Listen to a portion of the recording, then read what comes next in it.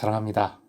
4월 16일 토요일 사순절 마지막 날이네요. 40번째 날 새벽 기도회 하나님께 올려드립니다. 함께 주여 주 예수여 찬양 부르십니다.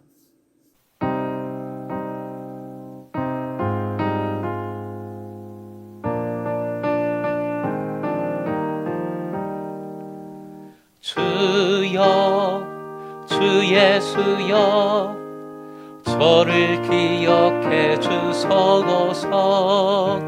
주여 주 예수여 당신 나라 임하실 때. 주여 주 예수여 저를 기억해 주소서. 주여 주 예수여 당신 나라 임하실 때. 내일 주일에 부활주일 성찬 있는 것 기도하면서 참여해 주시고요. 11시 예배 후에 오래간만에 모임이 있죠. 예배가 아닌 모임이 시작이 됩니다. 사랑방 리더 부리더 소그룹에 관한 강의가 5주간 5회에 걸쳐 이어지게 됩니다. 소그룹은 우리 교회의 또 근간이 되는 모임이기에 중요하고요. 또 리더 부리더 새롭게 개편이 됐는데 힘찬 출발을 이룰 수 있도록 당사자 리더들은 꼭 참여해 주시고 또 기도로 응원해 주시기 바랍니다. 마태복음 27장 51절부터 54절까지 오늘 허락하신 본문인데요. 함께 읽겠습니다. 이에 성소 휘장이 위로부터 아래까지 찢어져 둘이 되고 땅이 진동하며 바위가 터지고 무덤들이 열리며 자던 성도의 몸이 많이 일어나되 예수의 부활 후에 그들이 무덤에서 나와서 거룩한 성에 들어가 많은 사람에게 보이니라. 백부장과 및 함께 예수를 지키던 자들이 지진과 그 일어난 일들을 보고 심히 두려워하여 이르되 이는 진실로 하나님의 아들이었도다 하더라. 오늘의 기도 제목, 부활의 첫 열매이신 예수이심을 믿고 생명력 있는 삶을 살게 하소서. 부활의 첫 열매이신 예수이심을 믿고 생명력 있는 삶을 살게 하소서. 죽음은 끝입니다. 죽은 사람은 아무것도 할 수 없습니다. 많은 사람들이 십자가 앞에서 하나님의 아들이라면 십자가에서 내려와봐. 내려오면 내가 믿어줄게 했습니다.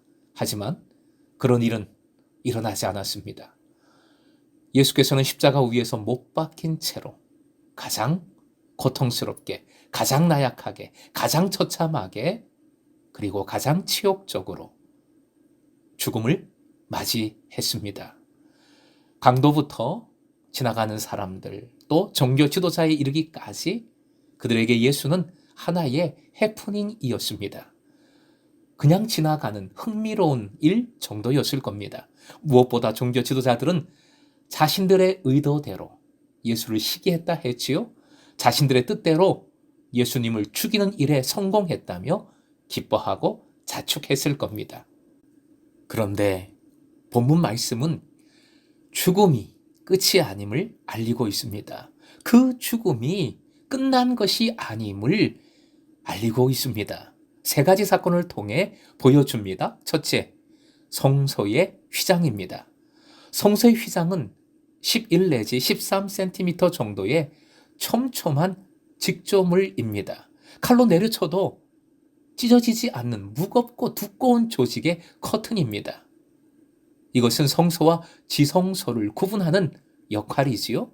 이런 커튼, 휘장이 위로부터 아래로, 즉 사람이 한 일이 아니라는 것이지요. 위에서 아래로 쭉 찢어졌습니다. 하나님께서 하신 일임을 말해줍니다. 그 이유가 중요하지요. 히브리서가 그 이유를 정확히 말해줍니다. 히브리서 10장 19절부터 20절이요. 함께 읽습니다. 그러므로 형제자매 여러분, 우리는 예수의 피를 힘입어서 담대하게 지성소에 들어가게 되었습니다. 예수께서는 휘장을 뚫고 우리에게 새로운 살 길을 열어주셨습니다.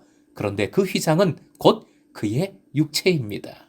휘장은 곧 예수님의 육체를 의미한다 합니다. 휘장이 찢어진 것처럼 예수님의 육체가 십자가에서 찢어졌습니다. 죽으셨습니다. 그런데 이 죽음을 통해 지성소가 열렸습니다. 새로운 살 길이 열렸습니다.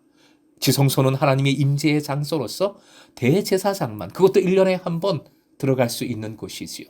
그런데 이제 예수 그리스도를 통하여 담대히 아무런 조건 없이 들어갈 수 있습니다. 예수 그리스도를 통하여 하나님과의 단절된 관계가 연결되었음을 말해 줍니다. 에베소서 2장 14절 함께 읽습니다. 시작. 그는 우리의 화평이신지라 둘로 하나를 만드사 원수된 것 곧 중간에 막힌 담을 자기 육체로 허시고, 막힌 담, 휘장 전부 관계의 단절을 의미하지요. 하나님과 죄악으로 인해서 단절된 그 관계를 예수 그리스도의 십자가의 은혜로 그 담이 허물어진 것이지요. 그 죄악이 씻겨 나갔습니다. 사라졌습니다. 그러기에 하나님과의 관계가 새롭게 되고 하나님 사랑, 이웃 사랑하는 삶을 살아갈 수 있게 된 것이지요. 얼마나 큰 은혜인지요. 둘째, 땅이 진동하며 바위가 터졌습니다.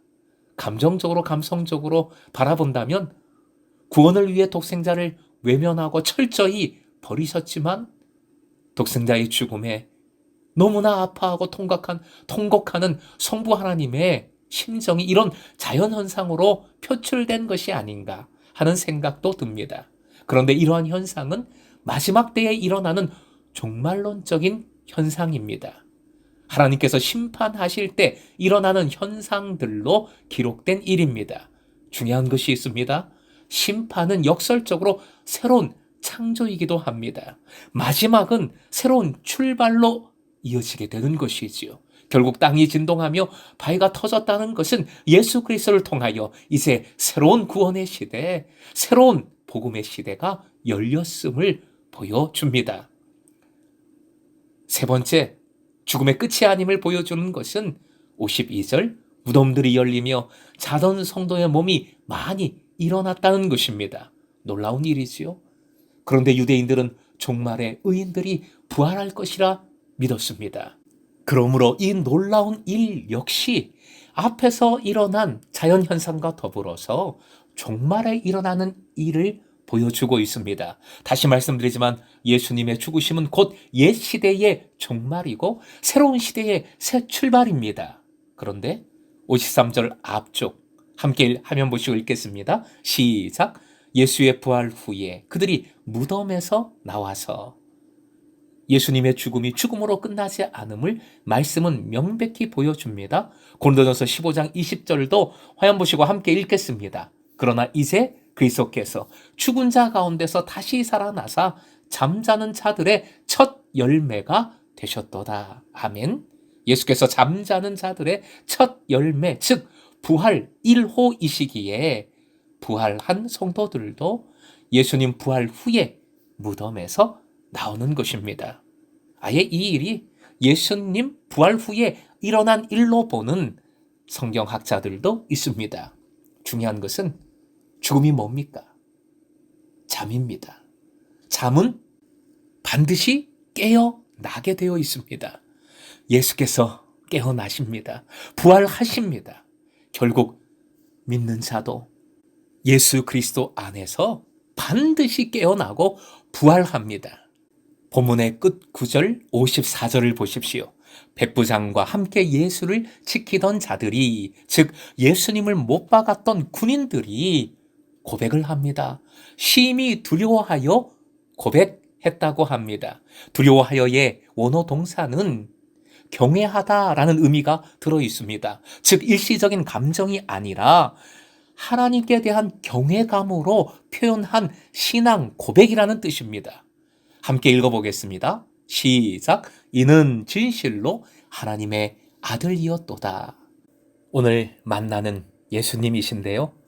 올해 사순절 마지막 고백이고 선포입니다. 우리의 믿음이요 소망이 되길 바라면서 화면 보시고 함께 크게 선포하겠습니다. 시작. 다시 사신 예수님, 다시 살리시는 예수님. 한 번 더요. 다시 사신 예수님, 다시 살리시는 예수님. 아멘. 사랑하는 금성의 제자 여러분, 그동안 40일 사순절 특별 새벽 기도회를 통해 큰 은혜 주신 줄 믿습니다. 40일 동안 올출하신 분들, 아멘으로 단톡방에 계속 화답해 주신 우리 교우들 감사를 드리고 참 대단하시다 생각합니다. 특히 나으르들, 우리 자녀들 너무너무 고맙고 사랑합니다. 이제 우리는 함께 내일 부활절, 부활주일을 맞이합니다. 기쁨의 50일 절기가 계속 또 이어질 겁니다. 코로나, 전쟁과 이어지는 여러 가지 고통, 아픔, 물가 상승, 개인의 삶도 그 전과는 달리 회복이 쉽지 않을 것이고, 교회, 신앙 공동체는 코로나 이전과 동일하게 되기는 불가능하다 진단하고 있습니다. 이런 힘든 시기이기에 우리는 더욱 멈추고 예배해야 하겠습니다. 예수님은 믿는 자의 출발점이 되시기 때문이지요. 새롭게 예수 그리스도로 출발할 때 회복이 있길 축복하고요. 다시 사신 예수님이심을 믿고 따름으로 다시 살려주시는 큰 능력을 덧입는 여러분 되시길, 우리 금성 공동체가 될 수 있기를 주님의 이름으로 축원드립니다.